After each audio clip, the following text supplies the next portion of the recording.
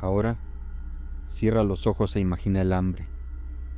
No el antojo de la comida que te gusta, no. Imagina el hambre real. Esa que te hace querer dormir para no sentirla. Esa que hace que tus hijos lloren hasta quedarse sin voz. Esa que hace que la piel de tu esposa se pegue a los huesos como papel mojado. Si estuvieras en ese pozo, si cada puerta se te cerrara en la cara y la muerte estuviera sentada en tu sala esperando el momento de llevarse lo único que te queda, dime, ¿tú qué estarías dispuesto a hacer? Bueno, no contestes todavía. Espera escuchar lo que yo hice, porque yo creía que la pobreza era el infierno, hasta que vendí lo más preciado. En los pueblos de la Sierra de Veracruz, donde la niebla se traga los cafetales, todos crecemos con el mismo miedo. Aquí sabemos que el diablo no tiene ni cuernos ni rabo. El diablo es un caballero. El charro negro no es un aparecido cualquiera. Es el dueño de los cruces de caminos, el cobrador de los desesperados. No viene por tu fe, viene por tu necesidad. Dicen que fue un hombre que amó tanto el lujo que su propia ambición lo fundió al traje que vestía.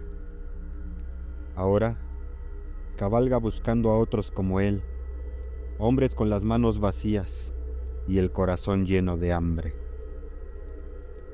En Veracruz, encontrarte con él no es un susto, es una auditoría.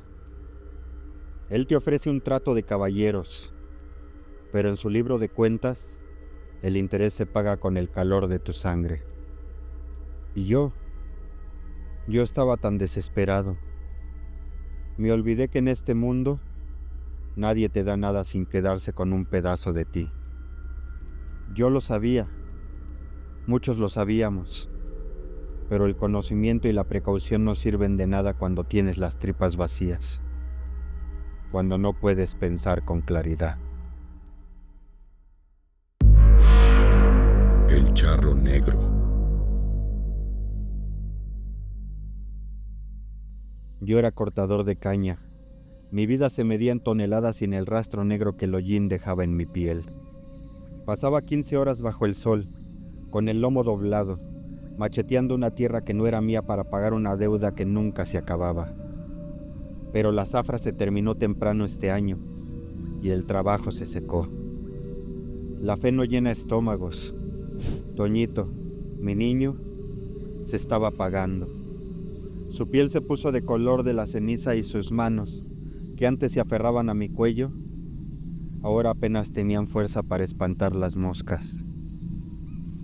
Ver a tu hijo morir de hambre mientras tú tienes fuerzas para trabajar, pero nadie te deja hacerlo, eso te amarga la existencia, te vuelve un extraño para ti mismo. Ese jueves, bajé del camión en el cruce de la brecha. Habido hasta el ingenio de la ciudad vecina buscando aunque fuera una jornada de carga. Pero nada. No hay zafra, no hay plata, todos estamos igual, me dijeron. El humo del diésel todavía flotaba en el aire húmedo cuando el transporte se perdió de vista, dejándome solo con el sonido de mis propios pasos sobre el asfalto quebrado. Tenía que caminar 3 kilómetros hasta la choza. Eso siempre me daba el tiempo de pensar, pero esa noche no quería hacerlo. Pensar era recordar la cara de Toñito. Pensar era imaginarme llegando con las manos vacías otra vez. La luna estaba llena, pero su luz no servía de mucho.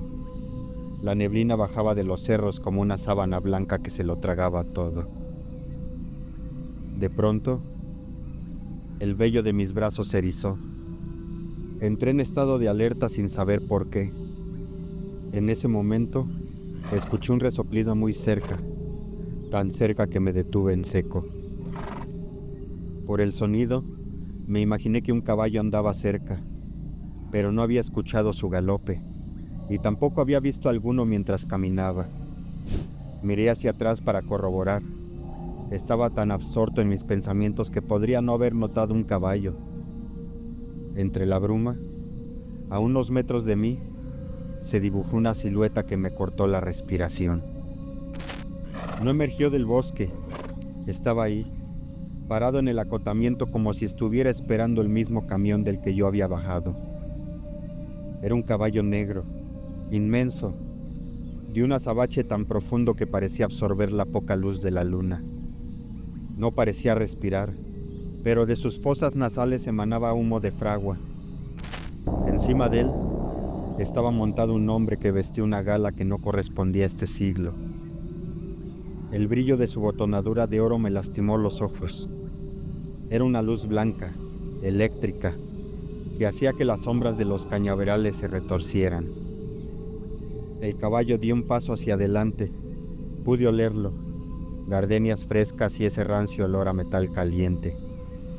El jinete no decía nada, solo me observaba desde la sombra de su sombrero. Pesa mucho la impotencia, ¿verdad, Joaquín? Dijo por fin. Su voz no era un grito, era un susurro que me vibró en los pulmones, como si él estuviera hablando desde adentro de mi propio pecho. Me quedé mudo. Él no solo sabía mi nombre, sabía lo que cargaba en mi mente. El charro se deslizó del caballo sin hacer un solo ruido, como si sus botas no tocaran la grava. No busques más el dinero. Él te encontró a ti. Susurró, y por un segundo, bajo el ala del sombrero, creí ver un destello rojo en sus ojos. Una lumbre que no se apagaba. Toma. Esto pesa menos que la caja de un hijo muerto. Se acercó a mí y me extendió un costal de tela negra que llevaba en la mano. Mis manos temblaron. En el campo sabemos que lo que viene de la oscuridad nunca es gratis. Así que me eché un poco hacia atrás y traté de rechazar la oferta cortésmente. Yo no tengo con qué pagarte, alcancé a decir, con la voz hecha un hilo. El charro soltó una risita suave, un sonido que me recordó al roce de las hojas secas de la caña, y se acercó aún más, tanto que pude distinguir las gardenias en su aroma. Ya sé que no tienes ni un peso, Joaquín. Si lo tuvieras, no hubieras tenido que salir a buscar cualquier oportunidad durante el día entero. Dijo, y puso su mano sobre mi hombro. El frío de su tacto atravesó mi camisa como si fuera hielo. No te estoy pidiendo dinero. Me caes bien. A fin de cuentas, entre paisanos nos echamos la mano, ¿no? Yo lo miré confundido. Esa frase, tan común en nuestras tierras, sonaba maldita en su boca. Seguí dudoso, congelado por el miedo, pero pensativo por la tentación. Pasaron unos segundos y el charro continuó con su persuasión. Tómalo. Insistió, presionando el costal contra mi pecho. Es un préstamo de palabra. Solo quiero que me debas un favor, uno solo. Cuando yo regrese por el cobro, tendrás que hacer exactamente lo que yo te pida, sin preguntas y sin dudas. ¿Palabra de hombre? ¿Tenemos un trato? Miré el costal. Pensé en Toñito, en sus costillas marcadas, en su respiración que se apagaba. Pensé también en todo el tiempo que había trabajado para otros, sin lograr salir en realidad del agujero donde me encontraba. Me convencí que merecía esa oportunidad. Entonces, la desesperación le ganó a mi prudencia. Alcé la mano en forma de cuenca y tomé el costal. Tenemos un trato, susurré vacilante. El charro soltó el costal y yo lo agarré con fuerza. Estaba tibio. Sabia lección, paisano, Dijo, mientras volvía a montar su bestia con un movimiento elegante, casi líquido. Disfruta tu riqueza. Úsala para que ese niño vuelva a reír. Nos vemos pronto. El charro se desvaneció. Metí la mano en la tela. El oro no estaba frío. Eran monedas gruesas, brillantes, aceitosas, que despedían un calor humano. Y entonces lo sentí. Era un latido, débil, pero constante. Al principio pensé que era mi propio corazón acelerado, pero no. El latido venía de adentro del costal, como si las monedas tuvieran vida. Me eché a correr hacia mi choza, apretando esa riqueza contra mi pecho, sintiendo que ese latido en mi mano me devolvía la vida que el hambre me había quitado, sin saber lo que cada latido significaba. Entré a la choza pateando la puerta, con los pulmones ardiéndome por la carrera. Elena me miró con unos ojos que ya no esperaban nada, pero cuando puse esa primera moneda sobre la mesa de madera podrida, el cuarto se iluminó de una forma extraña. No era luz de vela, pero hacía que las sombras de los rincones parecieran moverse solas. Esa misma noche gasté la primera moneda con el boticario del pueblo. Le pagué el triple por las medicinas y la comida, ya que había llegado enérgicamente a tocar su puerta y lo había despertado a altas horas de la noche. El viejo se quedó mirando el oro con una mezcla de codicia y asco. Está tibia, Joaquín. Me dijo, frotando la moneda. Y se siente como si se moviera. No le contesté. Agarré las bolsas y corrí de vuelta. Le di la medicina a Toñito, que tenía varios meses con una tos áspera que no cesaba. No pasaron ni 10 minutos cuando el niño abrió los ojos. Pero no fue un despertar normal. Se sentó de golpe, con una fuerza que nunca había tenido, y soltó una carcajada que me erizó la nuca. Sonaba metálica, como si tuviera canicas chocando en la garganta. Pensé que se debía al desgaste por la tos. Tengo hambre, papá. Me dijo, y sus dientes brillaron más de lo debido. Le di una pieza de pan, de las que había comprado con el boticario. Todo era felicidad para mí. Al fin podía ir a dormir en paz. Al principio, todo fue milagro. Toñito dejó de toser. Me propuse gastar el dinero de manera adecuada, solamente lo que fuera realmente necesario. Sin embargo, no tenía idea de lo valioso que era el oro. Con una sola moneda podría comprar más de lo que yo podía adquirir en un mes de trabajo forzado. Pensé que podría gastar un poco en lujos, y aún así podría guardar oro suficiente para nuestro día a día. Además, mi Toñito y mi Elena se lo merecían. Habían sufrido mucho. Empecé a gastar el oro como un loco. Compré de todo: carne de primera, muebles de caoba, ropa de seda para Elena y botellas de mezcal que nunca terminaba. La condición del charro sobre que me pediría un último favor se me quedó grabada, pero el miedo se me fue quitando con cada banquete. ¿Quién se acuerda de las deudas cuando tiene una panza llena y el respeto de los que antes lo humillaban? Me sentía invencible. Pero entre más gastaba, más pesado se volvía el ambiente en la casa. Se sentía una densidad que dificultaba mover los brazos, como si estuviéramos viviendo bajo el agua. Una tarde, Elena dejó caer una aguja. No se escuchó el golpe del metal contra la madera. Se escuchó un eco profundo, como si toda la casa fuera una campana de bronce. La miré a la cara y quise besarla, pero sus labios estaban helados. No con el frío de la muerte, sino con el frío de una estatua que ha estado bajo la lluvia. Joaquín, Me dijo, y su voz no salió de su garganta. Pareció vibrar desde sus huesos. tengo mucho sueño, pero mis ojos ya no quieren cerrarse. La miré a los ojos y se me heló el alma. Elena ya no estaba en los huesos, pero había dejado de sonreír, de enojarse, de llorar. Y Toñito, mi niño, ya no jugaba como antes. Se pasaba las horas sentado en el piso, mirando fijamente la pared, con una rigidez que no era natural en un niño de su edad. Había escuchado que la gente rica no disfrutaba la vida igual. Pensé que ese era su caso, y me hizo sentido. Así que sintiéndome un poco más tranquilo bebí mi café y continué como si nada. Creo que esa vez fue la última que mostré aprecio y preocupación hacia cómo se sentía mi familia. El oro me cegó de un momento a otro, o no sé si no lo quería ver. Seguí mi vida sin preocupaciones, sin imaginarme cómo acabaría todo. Pero ahora que recuerdo hubo señales que me alertaban de lo que se avecinaba. Recuerdo haber visto un poco más amarillas las uñas de mi Elena mientras me llevaba el desayuno a la mesa.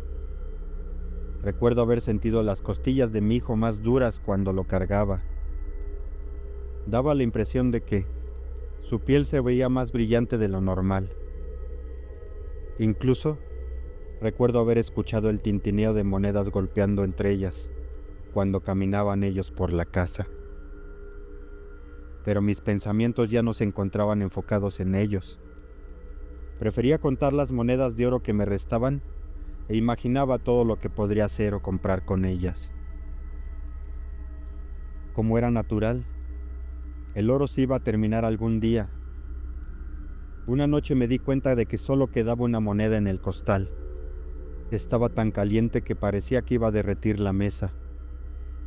Me quedé mirándola fijamente, sin saber qué sería de nosotros al día siguiente, pensando que de nuevo mi familia regresaría a la hambruna y a la incertidumbre. No estaba listo para volver a ese lugar. No quería regresar. Entonces, el silencio de mis pensamientos se rompió con ese galope rítmico. La puerta se abrió sin que nadie la tocara. El charro entró con la misma elegancia del primer día, pero esta vez su sombra cubría todo el cuarto. El olor a gardenias podridas me revolvió las tripas. Elena y Toñito se quedaron inmóviles, como dos estatuas puestas en medio de nuestra miseria. Vine por mi favor, paisano, Dijo, y su voz hizo que los vasos de cristal se rompieran. Palabra de hombre. ¿Recuerdas? Llévatelo todo, le grité, tirando el costal vacío a sus pies. Toma la casa, el oro, mi vida si quieres, pero déjalos a ellos. El charro soltó una carcajada que sonó como una sierra cortando hueso. Se acercó a mí y me puso una mano sobre el hombro. Sus dedos se sentían como tenazas de plata al rojo vivo.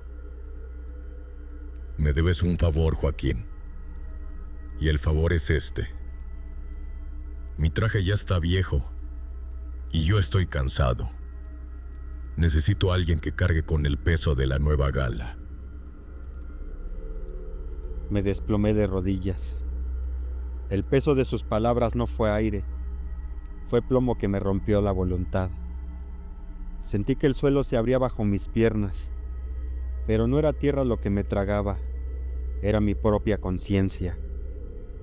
Ya no había respiraciones agitadas, ya no había el roce de la ropa, ya no había corazones latiendo en ese cuarto.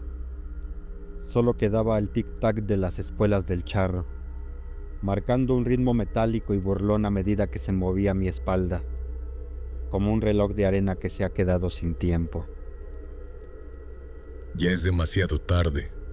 Solo voltea. Señaló a mi mujer y al niño. Vi con horror cómo sus cuerpos, rígidos hasta ese momento, empezaban a deformarse. Sus huesos se estiraban y se retorcían como si fueran de oro fundido.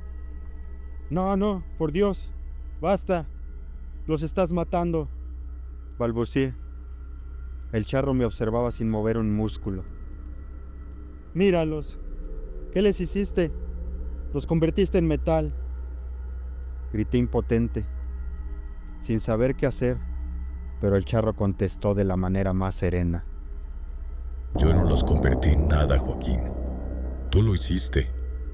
¿De dónde crees que salía el oro que te gastaste? Cada moneda que entregaste al carnicero, al boticario, al tendero, era un trozo de su calor, una pieza de su humanidad. Los fuiste vendiendo por partes para darte tus lujos. Sí, al principio lo hiciste por ellos, pero tu avaricia pudo más. Ahora están huecos. Ahora solo son metal. Vi cómo sus cuerpos se desmoronaban frente a mis ojos. No hubo sangre, no hubo gritos, solo el sonido seco de cientos de monedas golpeando las tablas del piso. Elena, mi mujer, Toñito, mi niño, ya no estaban. En su lugar había una montaña de oro brillante, aceitoso, que inundaba el cuarto con un reflejo que me quemaba las pupilas. Me arrojé sobre de ellas, me arrastré como un animal herido, enterrando mis dedos en ese montón de metal que ahora era lo único que quedaba de mi vida. Agarré puñados de monedas, apretándolas contra mi pecho, buscando desesperadamente el calor de la mano de mi hijo o el aroma de mi esposa. Pero solo encontré el frío eterno de la avaricia. Lloré, pero mis lágrimas no mojaban el oro, caían pesadas, como si mi propio dolor también se estuviera convirtiendo en parte del tesoro. El charro negro montó su bestia y me miró desde arriba. Ya no tenía los ojos rojos, ahora solo era un vacío inmenso bajo el sombrero. Ahora ya no eres Joaquín, el cortador de caña. Ahora eres el dueño de la deuda. Camina por los senderos, busca a los que tienen el alma tan rota como la tuya y ofréceles el trato. Entre paisanos nos echamos la mano, ¿no? Giré mi cabeza con el ceño fruncido para reclamarle. Él ya no estaba. La oscuridad se lo tragó en un segundo, dejándome solo en esa casa llena de muebles caros y recuerdos muertos. Me levanté lentamente, sintiendo que mi cuerpo ya no pesaba lo mismo. Me recargué sobre la mesa devastado con la cabeza caída y alcancé a observar mi reflejo en una bandeja de plata que no recordaba que había comprado. Me miré y no me reconocí. Ya no era mi reflejo. En mis ojos se había encendido un destello rojo, una lumbre que no se apagaba.